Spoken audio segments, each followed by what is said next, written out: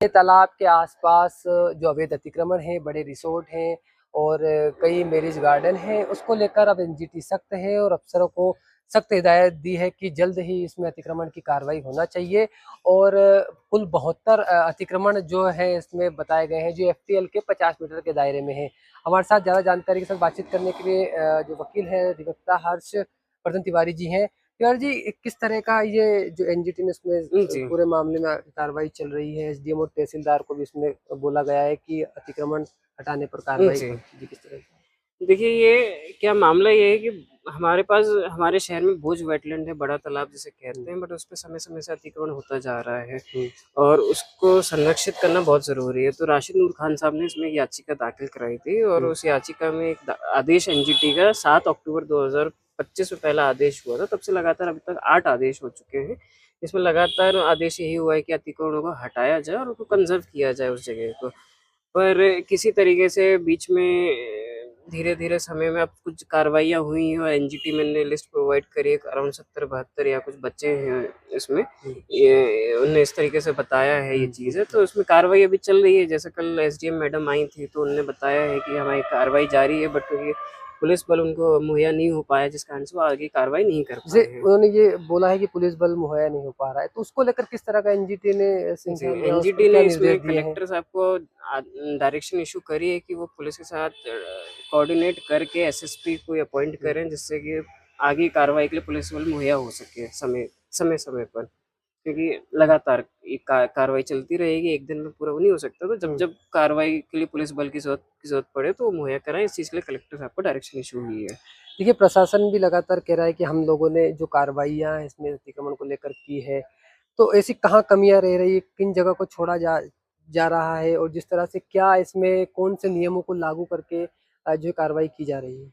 देखिए, ये wetland rule 2010 में आए थे, फिर वेटलैंड रूल 2017 में आए थे।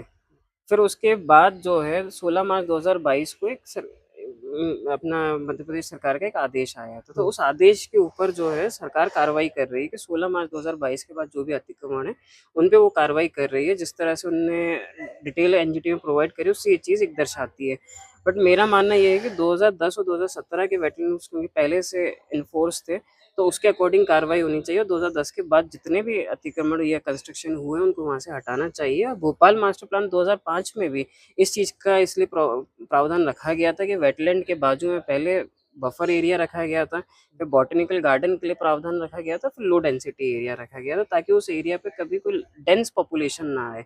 पर जिस तरीके से वहाँ पे आज के दिनांक पे बहुत डेंस हो चुका है और अभी भी जो कार्रवाई चल रही है, वो सिर्फ़ 50 मीटर के दायरे में चल रही है और सुप्रीम कोर्ट ने भी अभी पास्ट में एक आदेश दिया है कि ज़ोन वाइज़ जो उन्हें मास्टर प्लान में जो चीज़ें डिसाइड की जाती है, उसी तरीके से डेवलपमेंट सिटी का होना चाहिए। तो ये जो कंस्ट्रक्शन हुआ है, इसके लिए हम आगे भी अभी कार्रवाई का सोच रहे हैं कि रिट पिटीशन में भी इसमें जाएँ कि ताकि भोपाल मास्टर प्लान में जो ज़ोन वाइज़ सारी चीज़ें हैं, उस चीज़ का पालन हो पा सके। किस तरह के जो अतिक्रमण इसमें है, किस तरह के अतिक्रमण क्योंकि आप देखिए, पूरा केस देख इसमें कुछ जगहों पे कमर्शियल एक्टिविटीज़ हो रही हैं, रिसॉर्ट्स हैं, होटल्स हैं। कुछ जगहों पे आप देखेंगे तो फ्लाई ऐश ब्रिक प्लांट बना हुआ है, एफटीएल के बिल्कुल चिपक के बना हुआ है। उसमें मिट्टी डाल के उसको भरा भी गया है और वहाँ पे काफ़ी रोज़ ही वहाँ पे जितने फ्लाई ऐश का जो वेस्ट वाटर होता है, उसमें डायरेक्ट डिस्चार्ज किया जा रहा है। उसके बाद रेज़िडेंशियल है और कई जगहों पे रिसॉर्ट्स बन रहे हैं। 29 जुलाई को सुनवाई हुई, कितने मामलों की एक साथ सुनवाई हुई और अगली ये सुनवाई ये इसमें कब 4 होना है? मामलों की इसमें सुनवाई हुई है।